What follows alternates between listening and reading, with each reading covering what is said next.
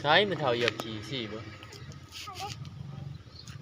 ตัวชื่อใหม่ค่ะเชียวจะเท่าไผ่พลอยจะเท่าไผ่เหยียบขี่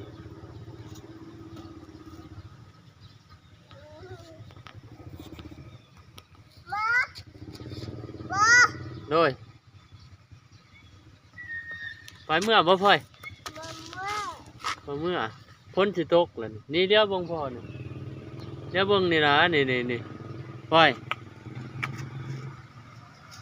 เอ้ย มา